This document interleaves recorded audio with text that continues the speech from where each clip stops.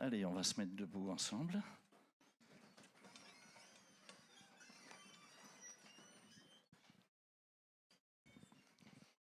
Et on va juste lire la parole de Dieu. On va aller dans l'évangile de Luc au chapitre 10 et on lira ensemble les versets 25 à 37.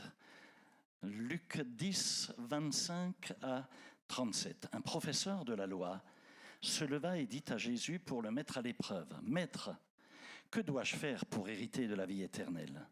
Jésus lui dit, « Qu'a-t-il écrit dans la loi ? Qui lis-tu » Il répondit, « Tu aimeras le Seigneur, ton Dieu, de tout ton cœur, de toute ton âme, de toute ta force et de toute ta pensée. Et ton prochain comme qui ? Comme toi-même. Tu as bien répondu, lui dit Jésus. Fais cela et tu vivras. Mais lui, voulant se justifier, dit à Jésus, et qui est mon prochain ? Jésus reprit la parole et dit, un homme descendait de Jérusalem à Jéricho. Il tomba entre les mains de brigands qui le dépouillèrent, le rouèrent de coups et s'en allèrent en le laissant à moitié mort. Un prêtre qui, par hasard, descendait par le même chemin, vit cet homme et passa à distance. De même aussi un lévite arriva à cet endroit. Il le vit et passa à distance. Mais un samaritain qui voyageait arriva près de lui et fut rempli de compassion lorsqu'il le vit. Il s'approcha et banda ses plaies en y versant de l'huile et du vin. Puis il le mit sur sa propre monture, le conduisit dans une auberge et prit soin de lui. Le lendemain, à son départ, il sortit 2 pièces d'argent, les donna à l'aubergiste et dit, « Prends soin de lui, et ce que tu dépenseras en plus, je te le rendrai à mon retour. Lequel de ces 3 te semble avoir été le prochain de celui qui était tombé au milieu des brigands ? C'est celui qui a agi avec bonté envers lui ?» Répondit le professeur de la loi. Jésus lui dit, donc va agir de la même manière, toi aussi. Ok. Cet enseignement aujourd'hui que je vous partage va, je le sais, à coup sûr, transformer ta vie, peut-être même ton mariage, tes relations, en tout cas avec certitude, ta marche avec le Seigneur Jésus. Est-ce que vous êtes prêts ? Allez, on va parler d'amour ? Laisse-moi te dire qu'au moins 50% des guerres qui sont actuellement menées dans le monde, pas que actuellement, 50% des guerres de tout ce qui a eu lieu, ça a été mené par des religieux. À la base, il y a des conflits religieux, et cela à cause de la religion précisément, et à cause de la manière dont les gens perçoivent Dieu.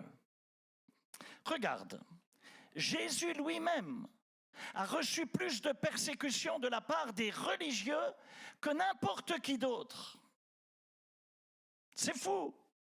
Et dans notre texte, Jésus est justement à ce moment-là sous ce genre de pression, alors qu'il ne fait qu'enseigner et servir. C'est tout ce qu'il fait. Voilà qu'au milieu de la foule arrive un professeur, un docteur de la loi, un avocat. Et cet homme a interrogé le Seigneur Jésus au sujet de sa philosophie, de sa théologie. Aujourd'hui, je voudrais enseigner quelque chose qui, si tu le reçois, cela te donnera une perspective totalement différente, non seulement sur ce passage, mais aussi sur les passages qui suivent et qui sont très connus finalement. Ok, donc ce docteur de la loi lui dit, quels sont les plus grands commandements et que dois-je faire pour hériter de la vie éternelle ? Et Jésus de lui répondre, lis-le toi-même, ouvre les textes. Et là, cet homme prend la Torah, l'Ancienne Alliance, et il commence à lire. C'est des Juifs. Tu aimeras le Seigneur ton Dieu de tout ton cœur, de toute ta pensée, de toute ton âme, de tout ton esprit. Tu aimeras ton prochain comme toi-même. Et il a parfaitement raison.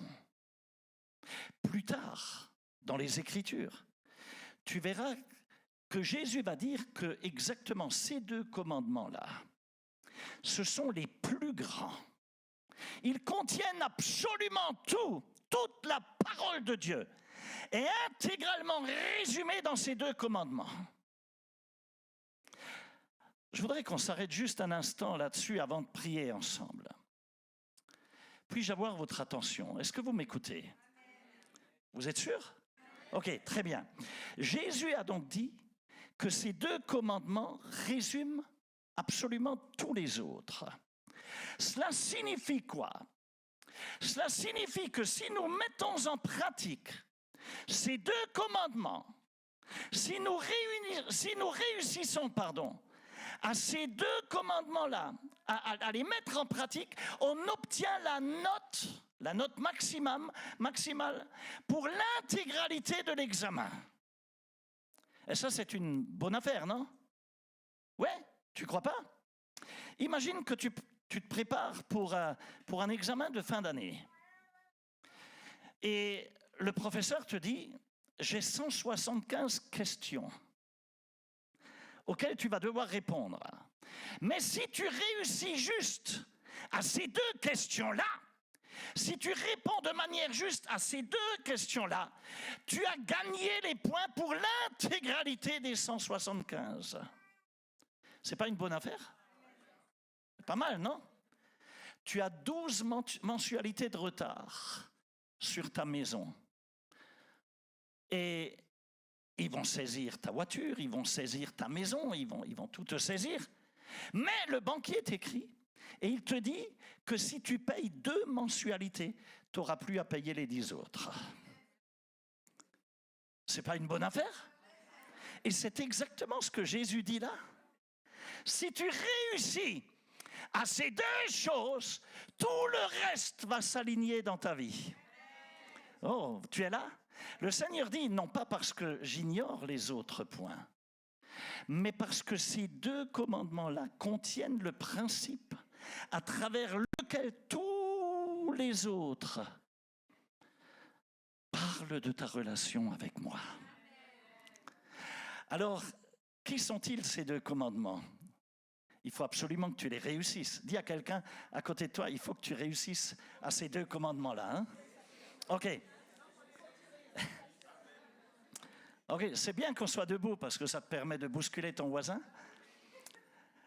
Jésus dit, premièrement, tu aimeras le Seigneur ton Dieu. Attends une minute. Tu veux dire par là qu'après, ce sont des Juifs.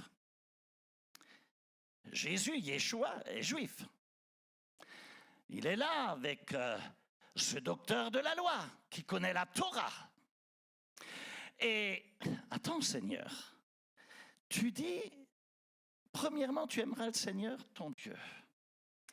Tu veux dire par là qu'après tous les lavages cérémoniels, les purifications, les fêtes des semaines, les fêtes des pains sans levain, ce que je portais ou pas portais, ou jusqu'où je peux aller ou pas aller le jour du Shabbat, ce que je peux construire ou ce que je peux acheter ou ce que je ne dois pas acheter, ce que je ne dois pas convoiter chez mon voisin, et tant de préceptes. De toutes ces prescriptions-là, de tous ces critères qui produisent la justice dans les Écritures, la chose la plus importante pour Dieu, c'est que je l'aime. Que j'ai lavé mes mains ou non, que je me sois prosterné ou non, que je porte des vêtements avec des tissus mélangés ou pas, que j'ai tout bien fait ou non, Dieu dit, au-dessus de tout, la chose la plus importante pour moi, c'est que tu m'aimes, le Seigneur, ton Dieu.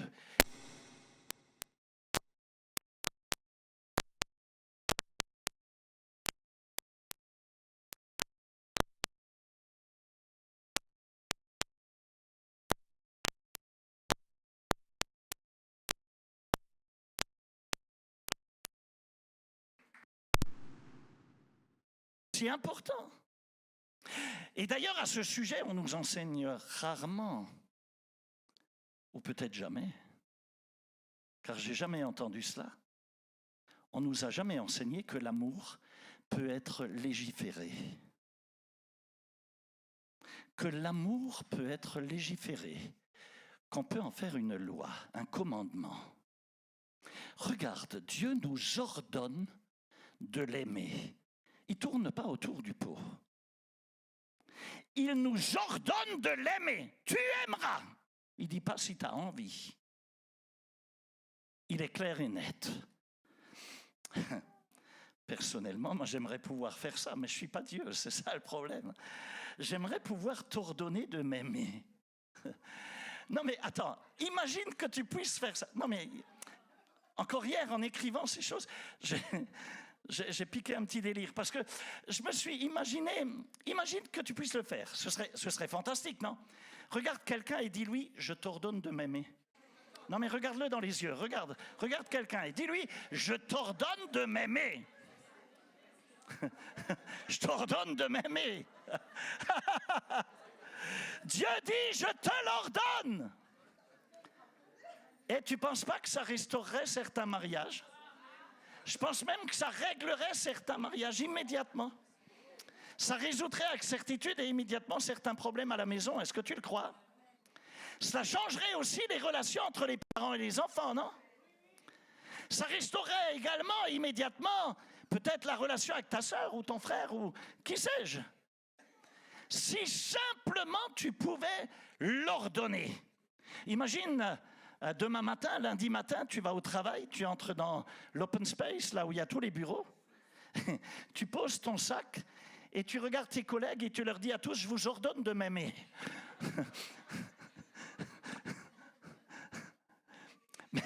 Mais, mes amis, vous souriez, mais c'est exactement ce que fait Dieu. Mais il est Dieu. Il nous ordonne de l'aimer. Tu aimeras. C'est une ordonnance. Et de plus, il est ultra précis.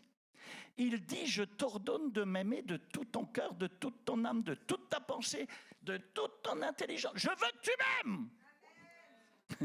Et il dit aussi que c'est la chose la plus importante.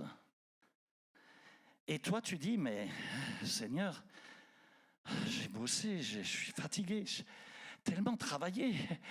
Tu comprends, j'ai tellement bossé que j'ai même empiété sur le Shabbat. Et Dieu te répondre, s'il te plaît, aime-moi.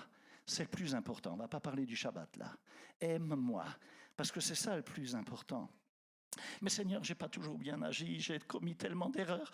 Seigneur, j'ai aussi fait une sortie de route, je suis allé sur le terrain du péché. Tu comprends, j'ai eu des faiblesses dans ma vie. Seigneur, tu me comprends, non? Je suis humain.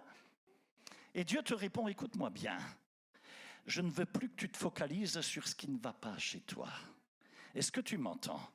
Frère, laisse-moi te dire, dans un monde qui est rempli de « tu ne feras pas, tu n'as pas le droit, tu ne dois pas, tu… » La priorité des priorités sur laquelle tu dois te concentrer, dit le Seigneur, c'est sur ce que tu feras.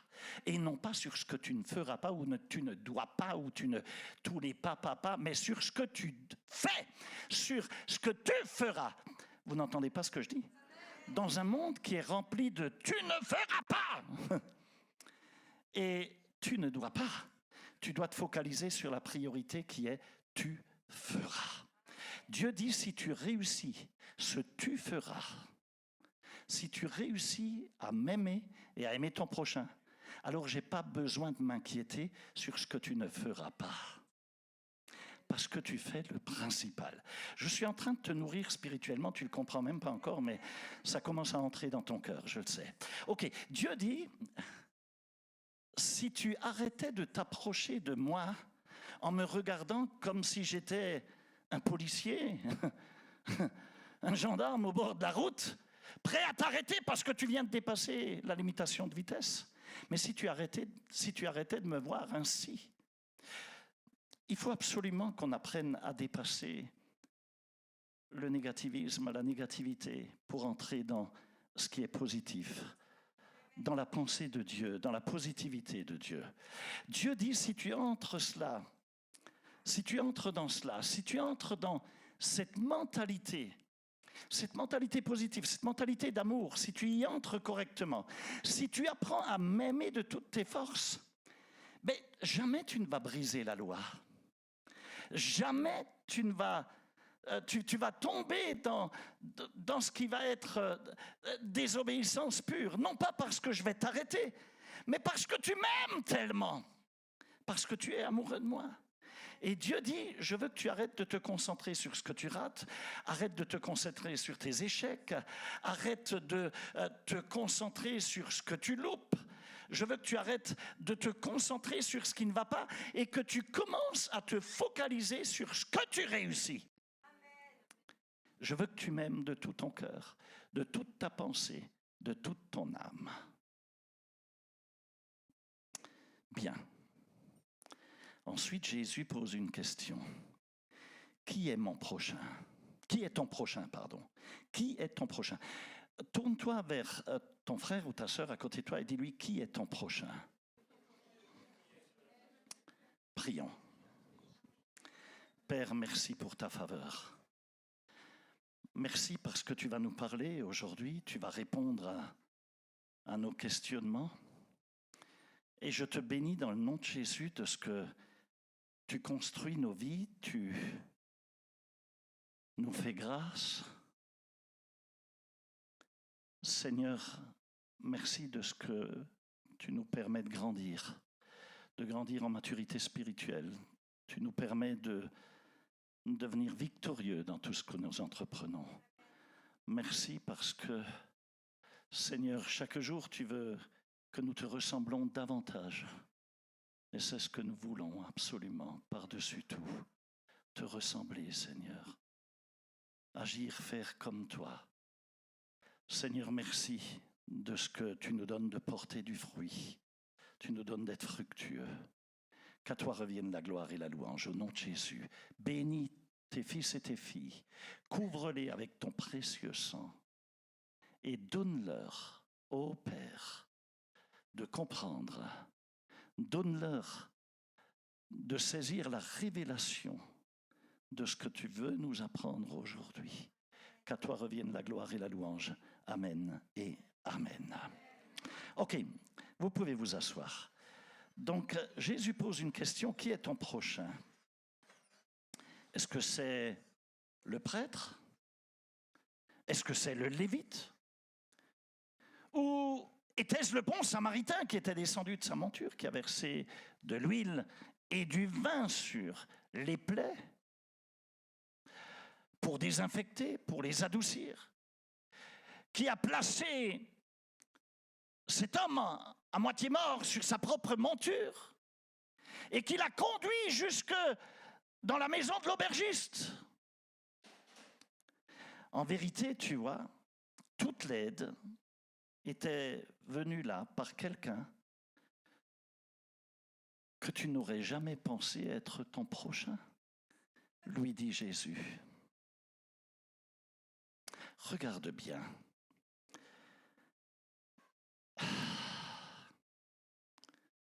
Oh Seigneur, je sais que si Dieu m'ordonne de faire quelque chose, cela signifie que je peux le faire. Parce qu'il ne serait pas juste que Dieu me l'ordonne et je ne peux pas le faire. Ça n'aurait pas de sens. Seigneur, si tu me disais, par exemple, tu t'imagines que Dieu me dise, je t'ordonne d'être un homme de couleur noire, avec des cheveux crépus et des locks. Non mais allons Seigneur, t'as un problème. Il fallait me faire naître ailleurs alors. Je pourrais me maquiller autant que je le voudrais. Ça ne changerait rien, non? La prochaine douche, je serais de nouveau blanc. Non mais, attends, blague à part. Si Dieu m'ordonne de faire quelque chose, ça doit être dans mon pouvoir de l'accomplir. Tu es d'accord avec moi? Parce qu'il ne serait pas juste qu'il m'ordonne de faire quelque chose que je ne peux pas faire. Cela signifie aussi que l'amour est contrôlable. Wow. Cela t'ouvre à un tout autre monde. Mes amis, Dieu a commandé. Dieu a légiféré l'amour. Dieu dit, c'est un ordre, c'est un commandement. Il dit, aime-moi, et voici même comment tu dois m'aimer. Il donne l'explication de comment le faire. Et ce que j'aime avec Dieu, c'est que Dieu te dit toujours comment faire les choses. Et là, il te dit exactement comment l'aimer. Tu n'as pas besoin de deviner les choses. Est-ce que tu as remarqué que la plupart des gens veulent toujours que tu devines comment les aimer? Ouais. C'est bizarre, non? Ah, mais si tu m'aimais réellement, alors tu aurais fait comme ça, comme ça. Mais pourquoi tu m'as pas dit de faire comme ça, comme ça, comme ça? Les gens veulent que tu devines. Mais Dieu ne tourne pas autour du pot. Il dit, aime-moi avec tout, de tout ton cœur, de toute ta pensée, de toute ton âme. Il n'est pas dans le flou. Il est clair sur le sujet. Voici comment je veux que tu m'aimes. Et il le dit très clairement. Et ensuite, il dit, je veux aussi que tu aimes ton prochain comme tu t'aimes toi-même. Maintenant, si Dieu légifère l'amour, cela signifie donc que l'amour vient littéralement accuser ce docteur de la loi. Parce que c'est une loi dans ce cas. L'amour a porté une accusation contre cet homme. Et cela est fondé sur le fait que très probablement, que cet homme était coupable de n'avoir jamais aimé le Seigneur, son Dieu, de tout son cœur, de toute sa pensée, de toute son âme. Et comme minimum, et dans tous les cas, il est coupable de ne pas aimer son prochain comme lui-même. Et voici comment je sais qu'il cherche un échappatoire, ce type-là. Regarde ceci, regarde bien. Vous allez bien? Vous êtes sûr? Ok, vous êtes là. Alors regarde ceci. Le Seigneur, qui est l'amour, puisque Dieu est amour, qui est l'amour incarné dans la nature charnelle, fait chair, il dit, aime le Seigneur, ton Dieu, de tout ton cœur, de toute ta pensée, de toute ton âme. Et il dit, aime ton prochain comme toi-même. Et c'est là que ce docteur de la loi dit au Seigneur, qui est mon prochain? Boum, voilà l'échappatoire. Il cherche à fuir. Il cherche une issue.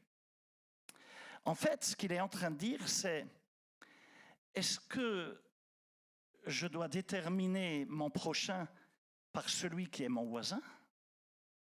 Est-ce que mon prochain, c'est celui qui appartient à mon ethnicité, qui a la même couleur que moi, qui a les mêmes racines que moi? Est-ce que mon prochain est celui qui, politiquement, est comme moi, de droite ou de gauche? Est-ce que mon prochain est celui qui a la même religion que moi, qui croit comme moi? Vous me suivez? Il pose la question. Et je voudrais te dire que si tu ne comprends pas cela, c'est que tu n'as jamais compris l'histoire du bon samaritain. Parce que l'histoire du bon samaritain, c'est la réponse de Jésus à celui qui cherche un échappatoire, une issue de secours. C'est la réponse de Jésus à ce docteur de la loi qui cherche à jongler. Ce docteur de la loi dit, qui est mon prochain? Et Jésus lui répond pas immédiatement, en tout cas pas directement.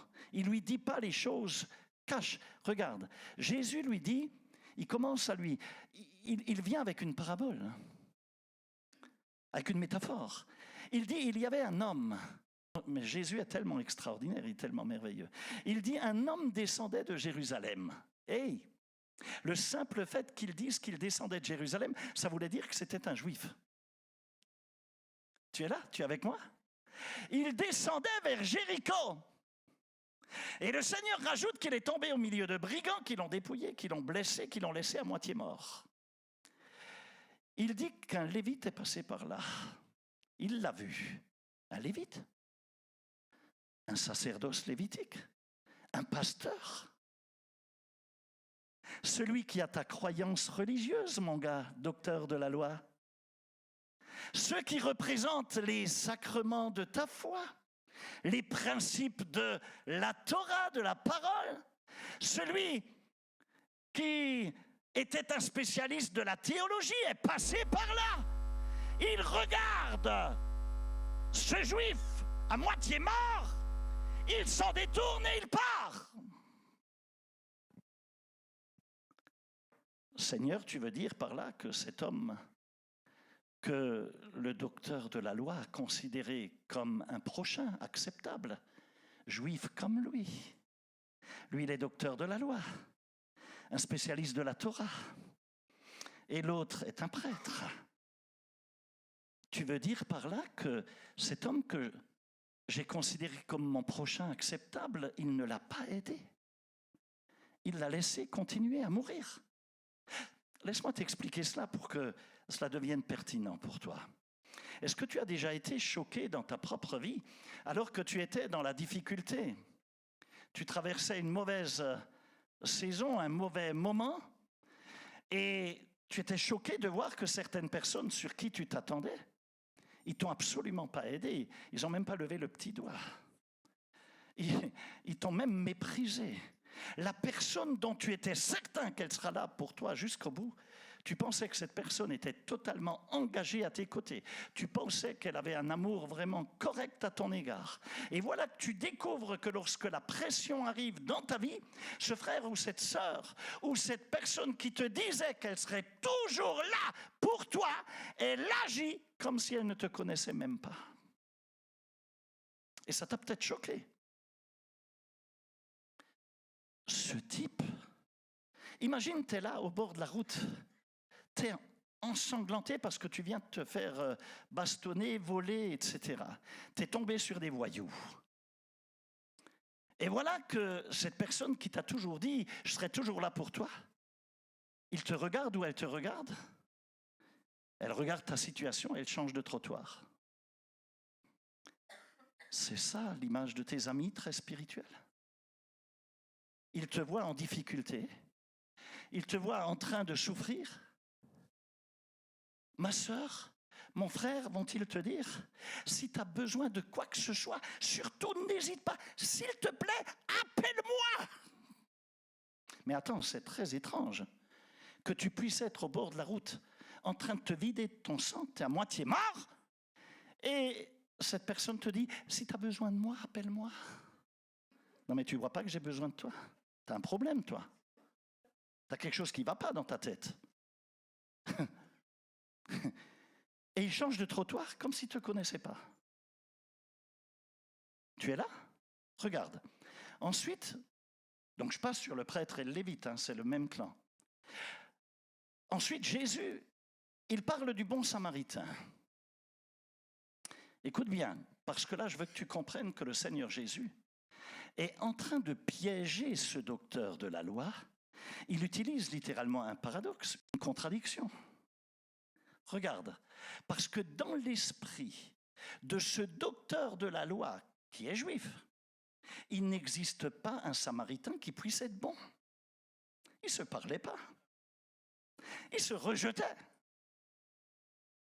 Les Juifs n'avaient aucune relation avec les Samaritains. D'ailleurs, un jour, lorsqu'ils ont voulu insulter Jésus, ils l'ont appelé de Samaritain. Lorsque Jésus est descendu au puits pour rencontrer la Samaritaine, cette femme, elle lui a dit, tu sais bien que ton peuple ne parle pas avec moi. Parle pas avec mon peuple. Tu ne trouves pas que c'est étrange de voir comment on peut limiter l'amour à la ressemblance? Juste à la ressemblance. Pourtant, il y a un proverbe qui dit, je ne sais pas où j'ai lu ça un jour, mais ça m'avait marqué en tout cas, ce proverbe, enfin cet adage, ce n'est pas un proverbe biblique, il dit « Tous ceux qui ont ma couleur de peau ne sont pas forcément ma famille ». C'est intéressant, non? Et c'est là que la question se pose. Qui est ton prochain? Mais qui est ton prochain? Est-ce que c'est le prêtre? Est-ce que c'est le sacrificateur, le lévite? C'est qui? Ou était-ce le bon samaritain qui arrête sa monture, qui descend de sa monture, qui verse de l'huile, du vin, qui place ce blessé sur sa propre monture? Il ne regarde pas qu'il soit juif ou samaritain ou tout ce que tu veux, et qui te conduit jusque dans la maison d'un aubergiste où il dit « je paye, fais-le soigner, soigne-le, et si ça me manque, et s'il faut rajouter, je repasse et je paye encore. » Et boum, tu constates que l'aide est venue là par quelqu'un que tu n'aurais jamais pensé être ton prochain, puisque tu le rejetais. Voici ce que vous devez retenir. Dieu dit que si tu veux être comme lui, tu dois aimer comme lui. Tu dois donc aussi aimer les gens qui ne pensent pas comme toi. Tu dois aussi aimer les gens qui ne te ressemblent pas. tu dois aussi aimer les gens qui ne votent pas comme toi. Tu dois aussi aimer les gens qui ne s'habillent pas comme toi.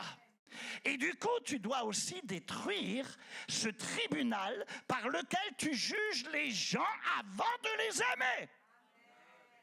Parce que si souvent, on est comme des petits juges. On catalogue. Et du coup, on comprend aussi que l'amour n'a pas d'échappatoire. Il n'y a pas d'issue. De grâce, s'il te plaît, arrête d'habiller les gens avec des vêtements politiques. Ne les habille pas non plus avec des vêtements religieux. Arrête de les cataloguer. Ne les habille pas non plus avec des vêtements de juges. Ne les habille pas avec des vêtements ethniques. Ne les habille pas avec un costume de statut social. Mais arrête de cataloguer les gens. Oh, l'amour n'a pas d'échappatoire.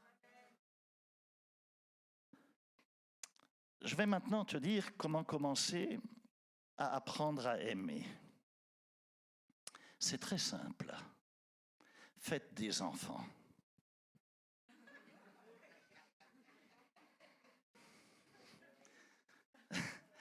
Parce que si tu as des enfants, tu commenceras à comprendre que l'amour n'a pas d'échappatoire. Parce qu'une fois qu'il est né, il est à toi. Tu ne peux pas dire qu'il n'est plus à toi. Et même si tu l'emmènes à ta mère ou à la belle-mère, il est encore à toi. Parce que la belle-mère va finir par te le rendre. Et puis lorsqu'il commence à être adulte et qu'il te tape sur les nerfs tous les jours, qu'il se comporte mal, t'as beau leur dire, si tu recommences, je t'aiderai plus, je t'appellerai plus, je te prêterai plus un rond, je te donnerai plus un rond. Est-ce que tu m'entends? Ce sont peut-être des choses que tu as dites, mais parce qu'ils sont tes enfants. Dans la demi-heure qui suit... Ah ouais, ils sont tes enfants. Allez, touche quelqu'un et dis-lui, c'est une question d'amour. Ouais, c'est une question d'amour, c'est une question d'amour. Allez, dis-le aussi à l'autre voisin. Tu dois aimer tout le monde de tout ton cœur. Est-ce que tu m'entends? Tu dois aimer tout le monde de tout ton cœur. La chose est que beaucoup de personnes se retrouvent dans des situations où les gens les ont catégorisés, catalogués, classés dans des dossiers, mis de côté en disant de toute façon, celui-là, il ne deviendra jamais rien, il restera nul toute sa vie, il est ceci, il est cela. Et du coup, on devient prisonnier de leur opinion. Parce que quand tu es catalogué et qu'on te dit tout le temps, de toute façon, tu n'y arriveras pas, tu finis par devenir prisonnier de ces paroles. Si durant toute ton enfance, on t'a dit « t'es moins bon que ta frangine, tu ne réussiras jamais », tu deviens prisonnier de l'opinion de quelqu'un d'autre. Alors au nom de Jésus, je veux briser aujourd'hui ces chaînes qui peuvent te lier encore. Je les détruis au nom de Jésus. Je veux ouvrir la porte de cette prison spirituelle et émotionnelle dans laquelle peut-être tu es resté enfermé. Au nom de Jésus, je veux t'amener à expérimenter la liberté glorieuse qui vient lorsque Jésus t'a franchi et que tu es réellement libre et complètement libre. La parole de Dieu libère, reçois-la. Ouais, mais tu dis, mais regarde ce qu'ils ont fait, hein? Mais je me fiche de savoir ce qu'ils ont fait et avec qui ils l'ont fait. Mais je m'en balance. Je me fiche de savoir à quel point tu n'es pas d'accord avec cela. Si tu es vraiment quelqu'un qui aime, l'amour trouvera toujours un chemin jusque dans le cœur de cette personne.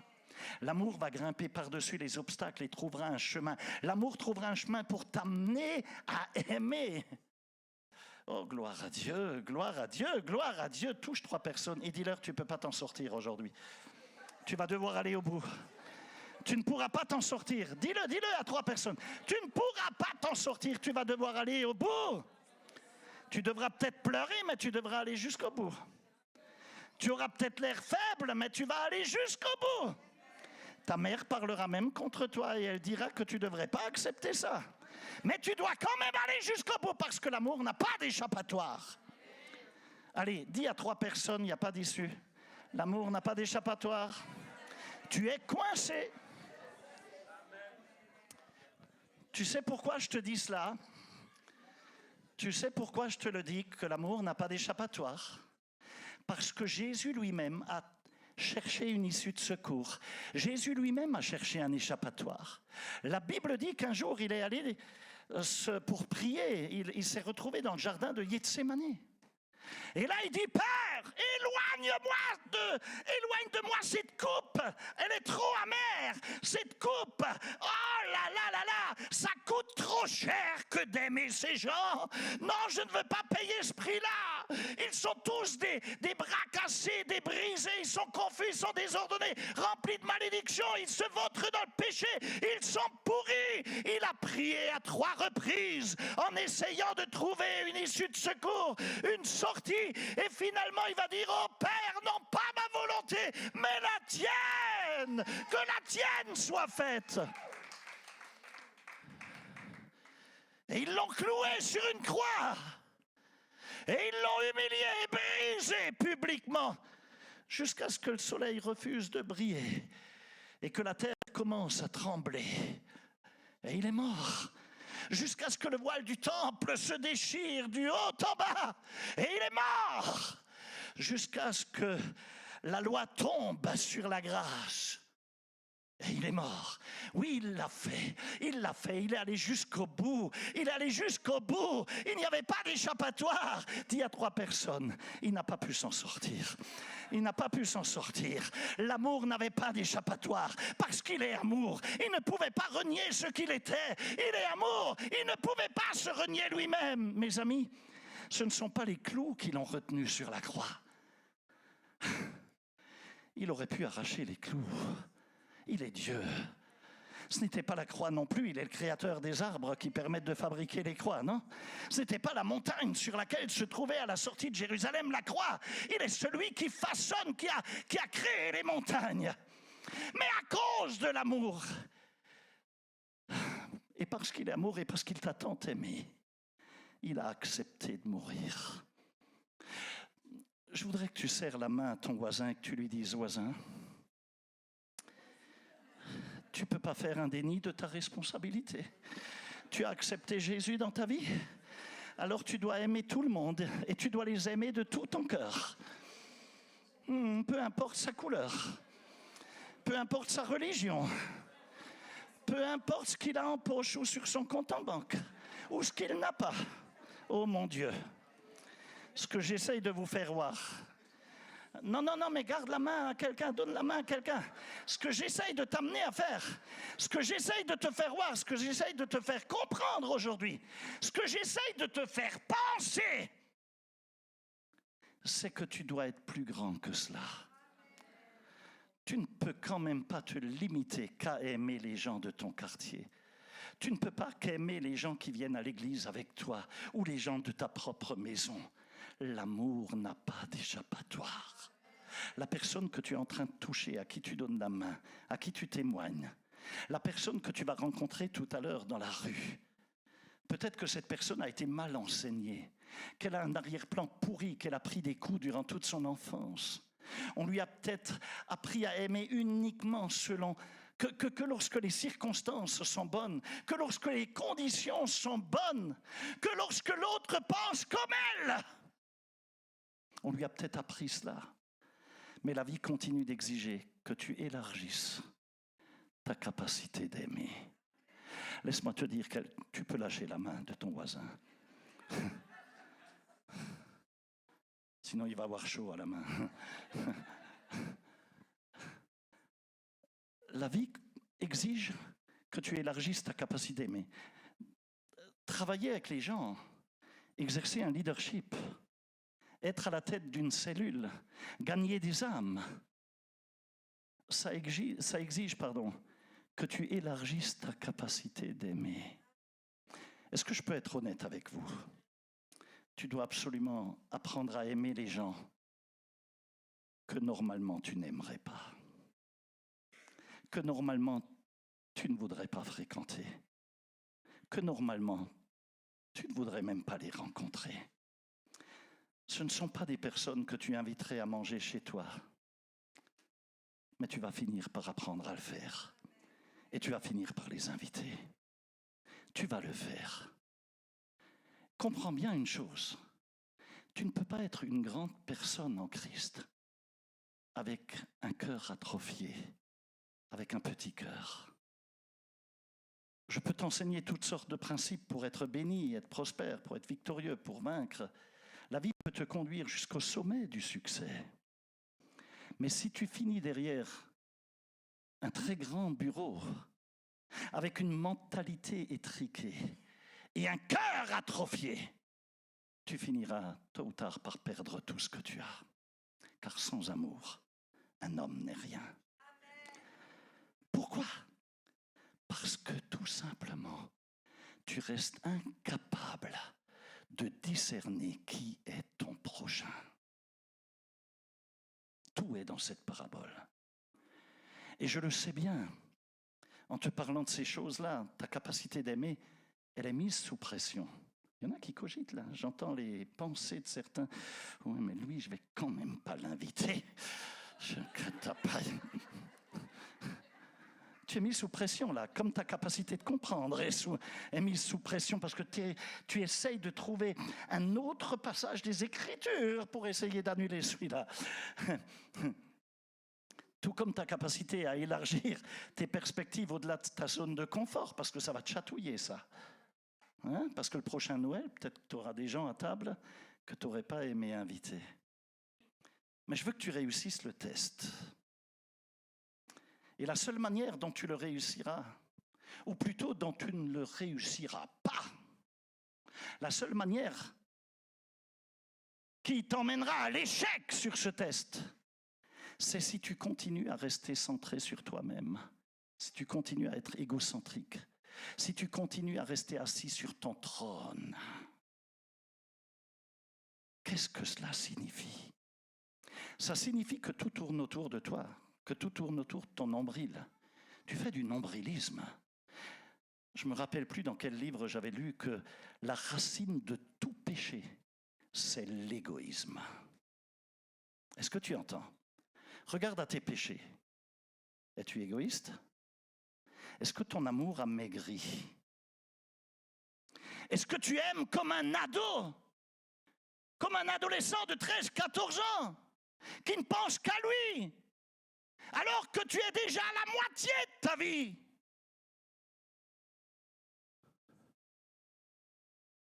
Est-ce que tout doit toujours tourner autour de toi ?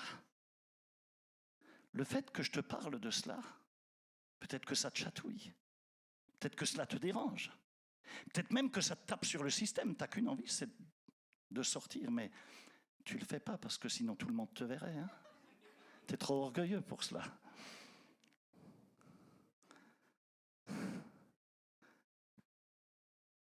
Est-ce que tu supportes d'entendre la vérité ? Tu sais, la parole de Dieu, elle est tellement tranchante pour percer, pour séparer jointure et moelle, âme et esprit. Maintenant, si tu permets à la parole de descendre suffisamment profond dans tes tripes, dans ton cœur, elle va automatiquement te défier. La parole te défie. Est-ce que tu vas admettre de dire, oui, je l'admets, c'est vrai, je suis égoïste. À bien des égards, je le suis. Laisse-moi te dire que je comprends cela parce que moi aussi, j'ai été égoïste. La vérité, c'est que chaque personne ici, à un moment ou à un autre, absolument tous, à un moment ou à un autre, on n'a pas joué selon les règles. À un moment ou à un autre, on a choisi notre propre intérêt. Et tu as peut-être même dit, je dois être moi-même. Et tu as été égoïste. Mais une nouvelle fois, je te le dis, il n'y a pas d'échappatoire. Il n'y en a pas. Mes amis, si Dieu m'ordonne de faire quelque chose, c'est que c'est dans mon pouvoir de l'accomplir, sinon il ne me le demanderait pas. Cela signifie aussi que l'amour, je te l'ai déjà dit, est contrôlable. Imagine comment tes relations changeraient si tu aimais les gens autour de toi comme tu t'aimes toi-même. En vérité, la chose est que nous voulons recevoir toujours plus que ce que nous sommes prêts à donner. C'est un des problèmes qu'on a. Tu sais, je me suis fait la réflexion suivante.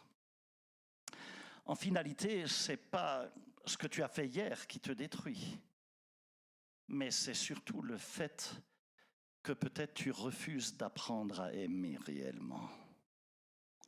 Tout à l'heure, je veux que tu quittes ce lieu pour partir en mission d'amour. Tu n'iras peut-être jamais en mission dans un autre pays, Mais pour autant, je veux que tu partes en mission. Dieu t'envoie sur un champ missionnaire d'amour. Et tu dois pour ça être suffisamment désintéressé pour avaler ta propre manière de penser, pour avaler ta propre éducation, tes peurs, tes insécurités, afin de pouvoir accomplir cette mission, partir en mission d'amour. Alors comprends bien qu'il arrive que Dieu place ta guérison peut-être entre les mains d'un Samaritain que tu voulais ignorer, que tu n'aimais pas, que tu rejetais. Quelquefois, Dieu place ta guérison entre les mains de quelqu'un dont la théologie est différente de la tienne. Ça peut arriver. Quelquefois, Dieu place ta guérison dans un lieu inconfortable ou inconnu pour toi. Quelquefois, Dieu te donne un enfant qui ne croit pas comme toi tu crois. Un enfant qui ne veut pas vivre comme toi tu vis. Et qui ne pense pas comme toi tu penses. Et qui n'agit pas comme tu voudrais qu'il agisse. Et pour cela, tu dois partir en mission d'amour. Tu dois apprendre à dire, mon fils ou ma fille, tu es et tu resteras toujours mon enfant. Tu es toujours mon bébé. Je veux que tu reviennes à la maison. Viens manger. Passe du temps avec moi, avec maman, avec papa. Je ne sais pas quoi penser de ce que tu fais actuellement, mais je sais qu'une chose. Je sais que je t'aime. Je sais que je t'aime. Frère, ton amour doit être un amour missionnaire. L'amour, c'est ta mission. Le reste, ça a peu d'importance, tu sais. La vie passe très vite. Les sœurs, je veux vous défier aujourd'hui. Est-ce qu'il y a des femmes ici? Levez voir vos mains. Quelles sont celles qui sont mariées? Il y en a plusieurs. Je veux vous défier d'aimer votre mari, l'homme que vous avez, comme vous êtes capable d'aimer votre propre fils, parce qu'il est aussi le fils de quelqu'un.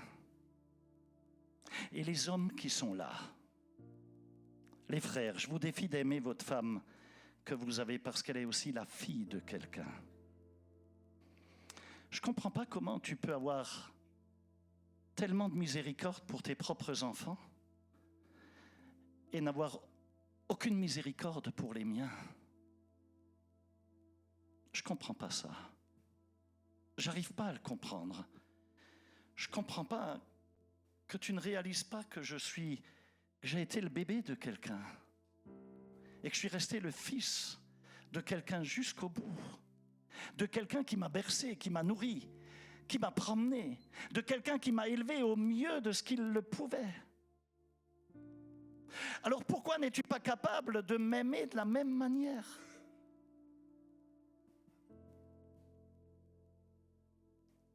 Je veux juste t'interpeller.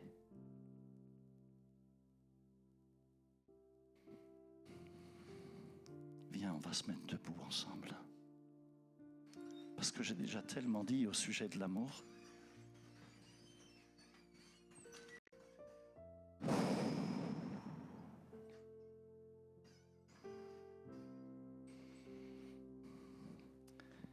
Père, dans le puissant et glorieux nom de Jésus, nous venons devant toi ce matin. Nous venons sans masque, sans orgueil, sans chercher à nous justifier. Nous venons juste avec notre cœur tel qu'il est et nous te disons, Seigneur, s'il te plaît, viens visiter nos tripes, notre cœur. Sonde-nous, ô Dieu. Éprouve-nous, regarde s'il y a en nous une mauvaise voie. Regarde s'il y a en nous une dureté, de l'offense, une rancune, un jugement, une résistance qui nous empêche d'aimer. Et aujourd'hui, Seigneur, nous ne voulons plus fuir ce test de l'amour. Nous ne voulons plus chercher des échappatoires. Nous ne voulons plus dire, oui, mais lui, ceci ou cela, Seigneur. Mais elle, Seigneur. Mais après ce qu'ils m'ont fait. Ou mais après ce qu'ils ont dit. Ou mais après la manière dont ils m'ont traité. Non! Aujourd'hui, nous venons, Seigneur, déposer nos excuses au pied de la croix. Parce qu'à la croix, Jésus n'a pas cherché d'échappatoire. Il aurait pu nous laisser dans les ténèbres. Il aurait pu descendre de la croix. Il aurait pu faire appel à des légions d'anges. Et les anges l'auraient détaché de la croix instantanément. Il aurait pu refuser la coupe. Mais l'amour l'a gardé là, l'a gardé dans la puissance de l'amour. Ce n'étaient pas les clous qui l'ont retenu, c'était l'amour. Alors Seigneur, mets en nous cette qualité d'amour qui vient de toi, un amour qui reste lorsque l'orgueil nous pousse à partir, un amour qui pardonne lorsque la chair cherche à condamner, un amour qui va servir alors que notre cœur est fatigué, un amour qui va bénir quand notre bouche ne voudrait faire qu'une chose, c'est de répondre et de remettre en place, un amour qui couvre quand la blessure qu'on a reçue ne voudrait qu'une chose, c'est de balancer, c'est d'exposer. Un amour qui restaure, Seigneur. Oui, donne-nous cela lorsque la religion cherche à nous rejeter. Au nom de Jésus, je prie maintenant pour tous ceux qui ont été blessés. Blessés, et ça a impacté votre capacité d'aimer. Et je prie pour ceux qui ont aimé et qui ont été trahis.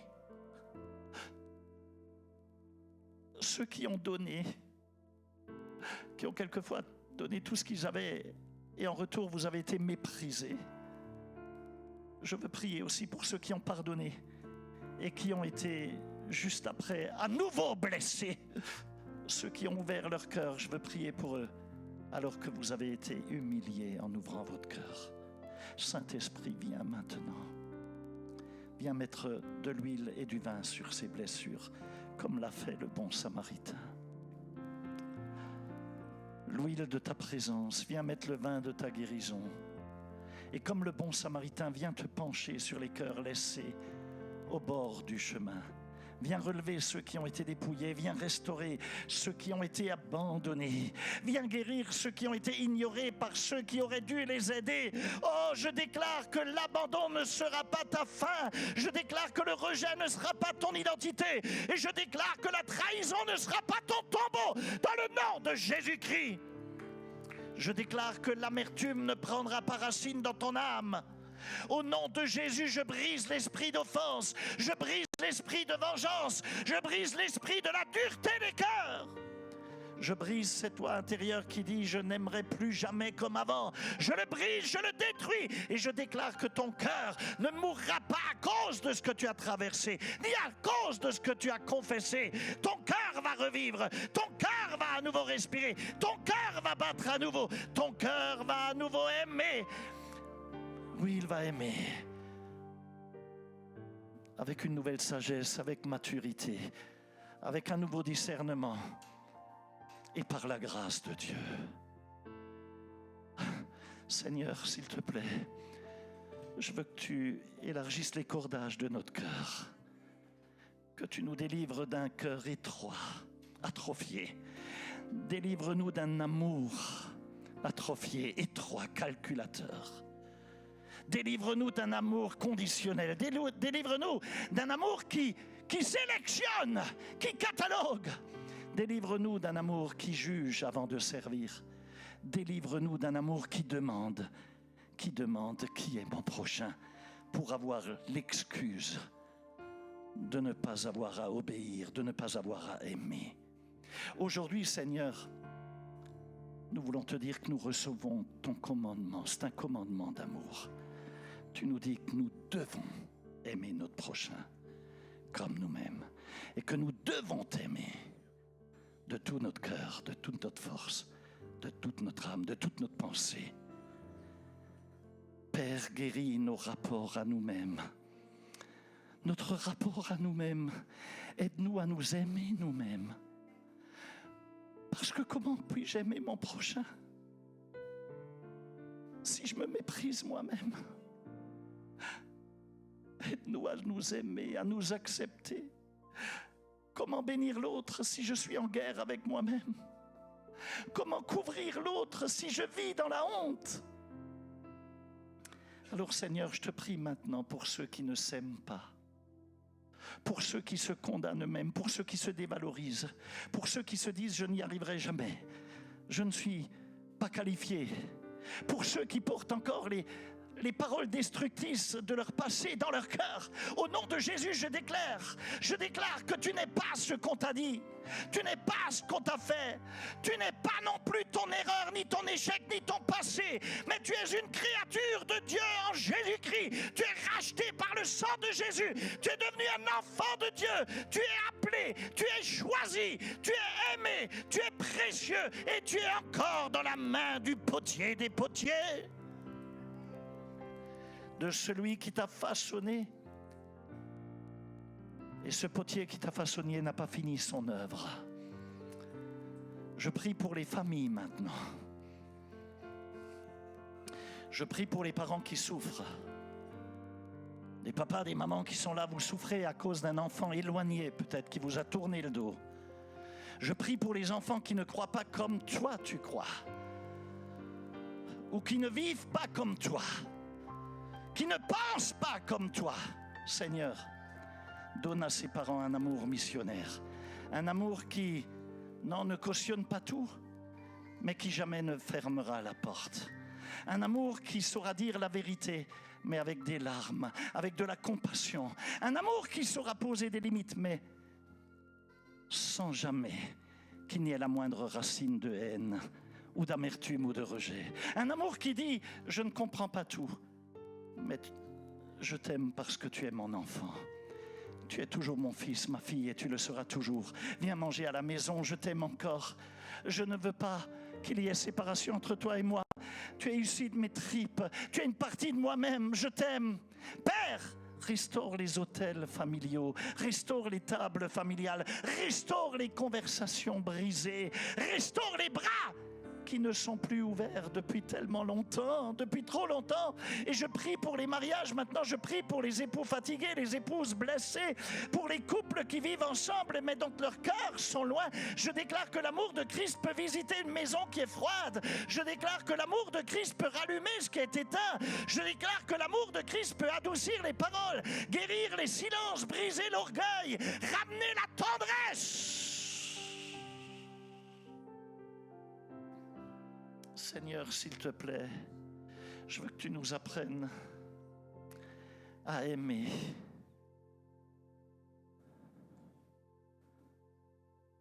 Notre épouse ou notre époux pour les femmes, comme le fils, comme nos propres enfants, ou comme le fils de quelqu'un. Apprends-nous à aimer la femme que nous avons comme la petite fille de quelqu'un. Apprends-nous à voir derrière les attitudes, les blessures, derrière les réactions, les insécurités, derrière les colères, les peurs.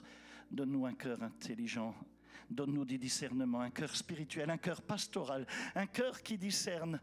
Et je veux te prier pour les responsables, pour les pasteurs, pour les leaders, pour les disciples qui sont là. Seigneur, je te prie de nous libérer, de nous délivrer d'un ministère sans amour, car il n'y a rien de plus terrible. Délivre-nous d'une doctrine sans compassion. Délivre-nous d'une sainteté sans miséricorde. On ne serait que des pharisiens. Délivre-nous d'une vérité sans larmes. Délivre-nous d'un zèle qui blesse au lieu de restaurer. Fais de nous des bons samaritains, je t'en supplie. Des hommes et des femmes qui ne passent pas de l'autre côté, qui ne changent pas de trottoir. Des hommes et des femmes qui vont s'arrêter, qui vont se pencher, qui vont verser de l'huile, qui vont verser le vin, qui vont porter les blessés, qui payent le prix. Oui, l'amour coûte cher, je sais. Et qui reviennent prendre des nouvelles. Oh non, qui consolident. Oui, qui consolident dans la foi et qui ensuite forment et qui lèvent des disciples. Au nom de Jésus, je prophétise que Dieu va élargir ton champ d'amour. Tu vas aimer au-delà de ton clan, au-delà de ta culture, au-delà de ta dénomination, au-delà de ton cercle, au-delà de tes préférences, au-delà de ta zone de confort. Et je veux prophétiser que le Seigneur va t'envoyer vers des personnes que naturellement tu n'aurais jamais voulu voir, jamais choisies. Des personnes différentes, des personnes blessées, compliquées, des personnes que d'autres ont évitées. Mais toi, tu vas y aller. Tu porteras de l'huile, l'onction. Tu porteras le vin, le sang de Jésus. Tu porteras la grâce, tu porteras la présence de Dieu. Et là où d'autres sont passés à côté, tu vas t'arrêter. Et je déclare que ton amour part en mission. quitte le confort, quitte le jugement, la peur, l'orgueil. Ton amour va devenir apostolique, prophétique, pastoral, évangélique. Tu vas devenir une arme pour le royaume de Dieu, contre le royaume des ténèbres. L'amour, ce n'est pas de la faiblesse, c'est une puissance. C'est un missile de puissance. C'est une preuve de maturité, une marque de Christ. C'est le langage même du ciel. Et au nom de Jésus, je veux déclarer sur ta vie que tu ne vas pas échouer à ce test de l'amour. Mais tu vas aimer avec la force de Dieu. Tu vas pardonner avec le cœur de Dieu, avec la grâce. Tu vas servir avec le cœur de Dieu. Et tu vas tenir avec la puissance de Dieu. Et même si tu dois pleurer, tu ne vas pas t'échapper, tu vas aller au bout. Même si tu dois t'humilier, tu iras au bout. Même si ton orgueil doit mourir, et tant mieux, tu iras jusqu'au bout. Parce que l'amour n'a pas d'échappatoire. Seigneur, je veux que tu nous baptises dans ton amour. Que l'amour du Saint-Esprit se répand. Fais de nous une lettre d'amour, de grâce, de restauration. Une lettre que le monde pourra lire en nous regardant. Et qu'en nous regardant, les gens puissent dire « Waouh, voici quelqu'un qui aime comme Jésus a aimé. » Jésus, un jour, on t'a dit « Montre-nous le Père. » Et tu leur as dit « Si vous m'avez vu, vous avez vu le Père. » Les gens diront « Waouh, j'ai vu cet homme, j'ai vu Christ en action. » Voilà quelqu'un qui pardonne comme Jésus, qui sert comme Jésus, qui restaure comme lui.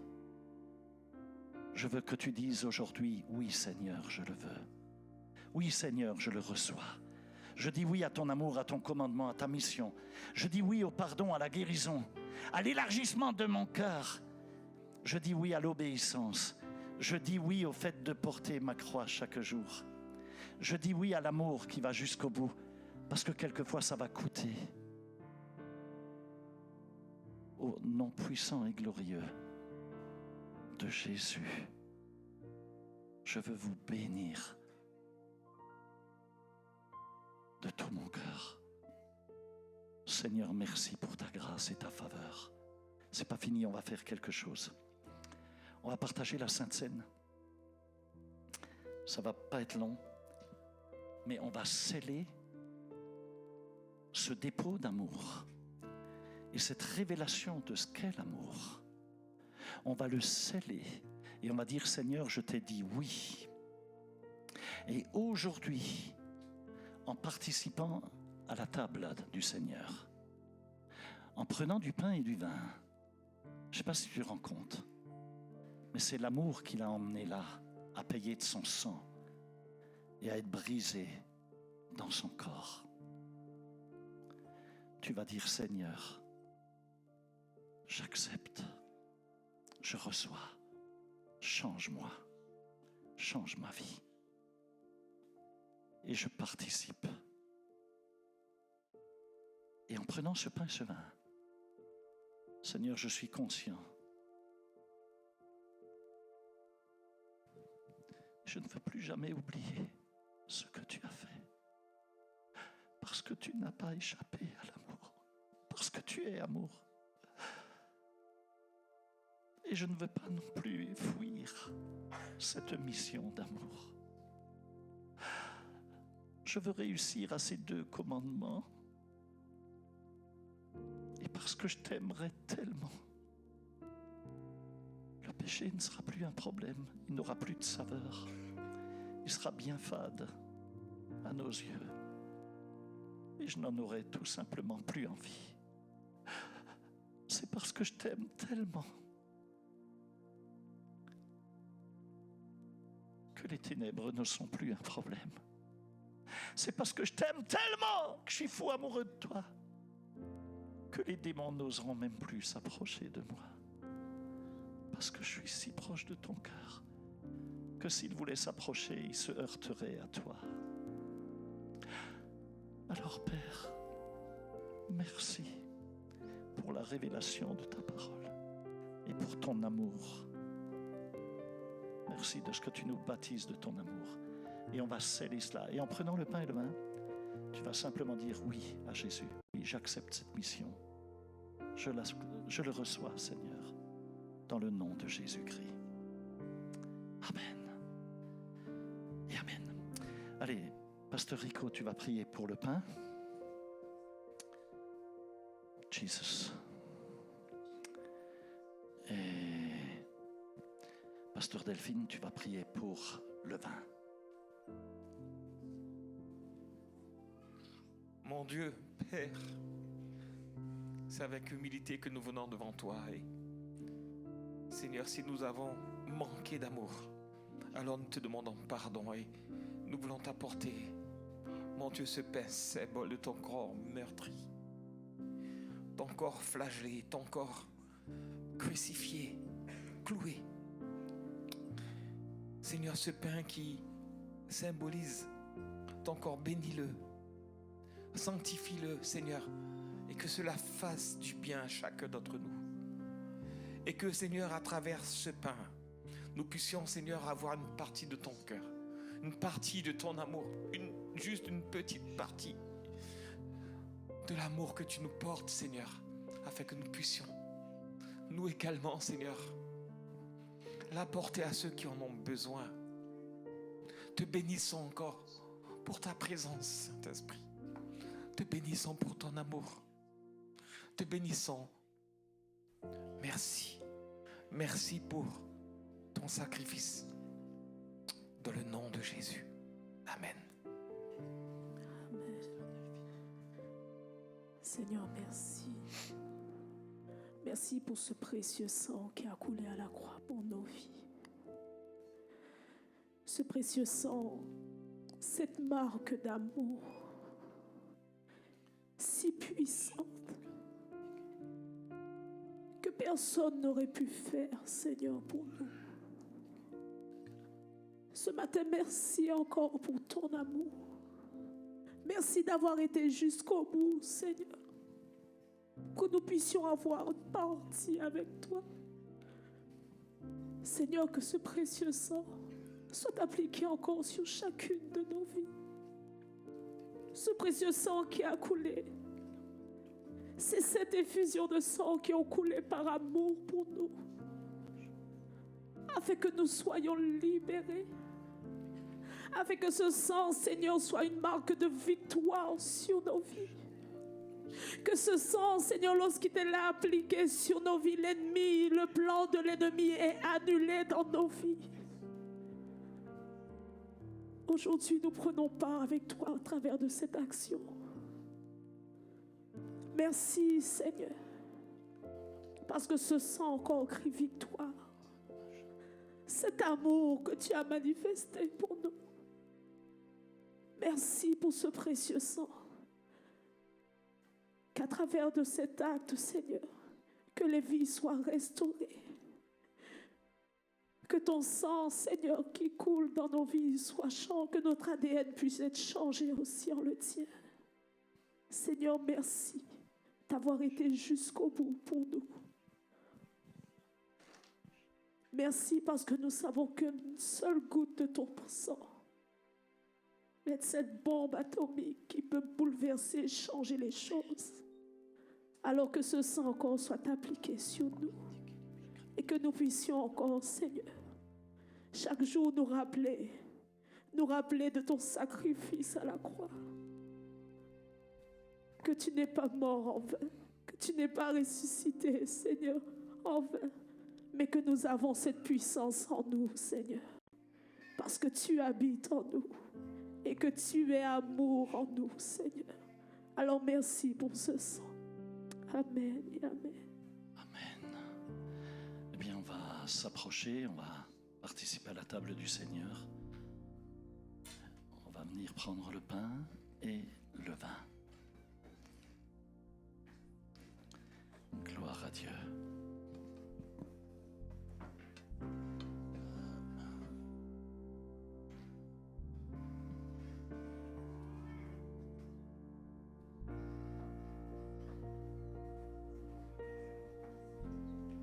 Seigneur, voici ma prière.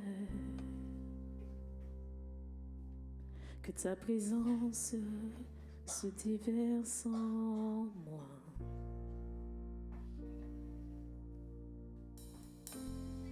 Seigneur, voici mon cœur, que je sois reflet de toi. Et tout ce que je suis, je te donne aujourd'hui.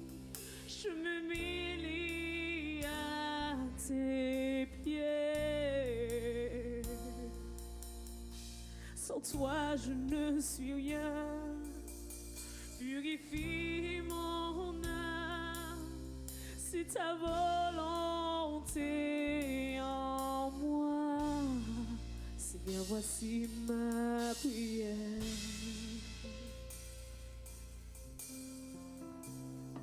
Seigneur, voici ma prière.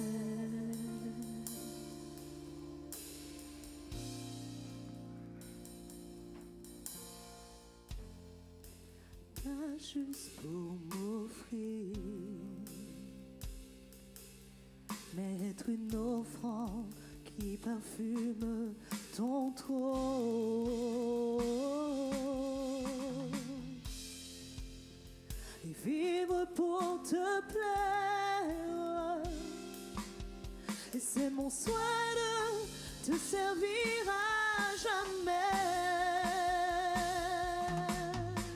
Et tout ce que je suis, je te donne aujourd'hui. Je m'humilie à tes pieds. Sans toi, je ne suis rien. Purifie mon âme, c'est ta volonté en moi. Seigneur, voici ma prière. On va pouvoir prendre le pain ensemble. Merci Seigneur.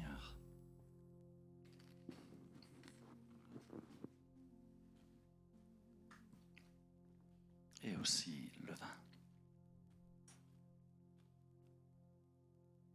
Amen. Alléluia, gloire à Dieu.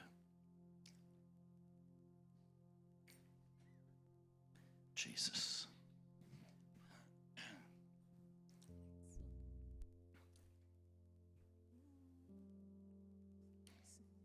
Allez, commande les musiciens.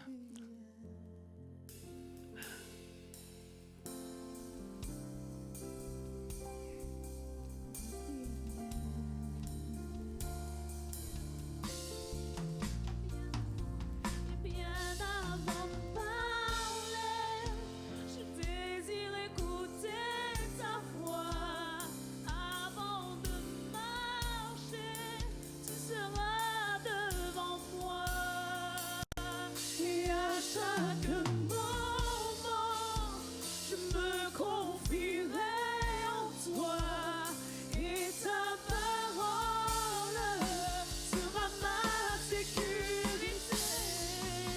Et bien avant de parler, je désire écouter ta voix. Et avant de marcher, tu seras devant moi. Et à chaque moment, je me confierai en toi. Et ta parole sera ma sécurité. Et tout ce que je suis, et tout ce que je suis, je te donne aujourd'hui. Je m'humilie à tes pieds. Sans toi, je ne suis rien. Sans toi, je ne suis rien. Purifie mon âme, c'est ta volonté en moi. Seigneur, voici ma prière. Alléluia. Je voudrais pas que tu quittes ce lieu si tu es venu la première fois, peut-être, sans recevoir Jésus dans ton cœur. Non pas changer de religion, mais recevoir Jésus. Dieu n'a jamais voulu de religion pour nous. Il a juste voulu une relation de cœur à cœur. Il est un bon Père dans le ciel. Et je voudrais, si tu es là la première fois, peut-être que tu lèves rapidement ta main. Ouais, là. Il y en a d'autres qui sont là la première fois? Ouais. Ouais. Ok, super. Est-ce que vous voudriez juste mettre votre main sur votre cœur et on va répéter cette prière ensemble? Répétez-la à haute voix, je vous prie. Je vais vous aider parce que peut-être que vous ne l'avez jamais fait et juste vous aider. Allez, on va dire ensemble, Père, au nom de Jésus-Christ. Je te reçois dans mon cœur comme Seigneur et Sauveur de ma vie. Je te demande pardon pour mes péchés, pour le mal que j'ai pu faire, pour tout le bien que j'aurais pu faire, mais que je n'ai pas fait. Je te demande pardon. Aie pitié de moi. Lave-moi avec ton précieux sang que tu as versé sur la croix pour me racheter. Seigneur, je déclare aujourd'hui que je suis ta propriété privée. Désormais, je t'appartiens. Et les ténèbres, le diable, le mal, n'aura plus de pouvoir sur ma vie. Dans le nom de Jésus. Merci Seigneur. Et qu'à toi revienne toute la gloire. Au nom de Jésus-Christ, Amen. Et Amen. Et vous pouvez vous féliciter vous-même. Un jour, j'ai fait cette prière et ma vie a été radicalement retournée comme une crêpe dans une casserole. Je n'étais plus jamais le même. Que Dieu vous bénisse. Bienvenue. C'est votre maison ici. Enfin, le dimanche après-midi. Alléluia. Que Dieu vous bénisse. Allez, que la bénédiction dans le glorieux nom du Père, dans l'amour du Fils et dans la compassion du Saint-Esprit, dans la puissance du Saint-Esprit, repose sur vous et que le Seigneur vous garde et vous accompagne de signes, de miracles et de prodiges durant toute cette semaine et qu'à lui revienne la gloire. Amen et Amen. Je vous aime, soyez bénis et on se donne rendez-vous dimanche prochain. Allez.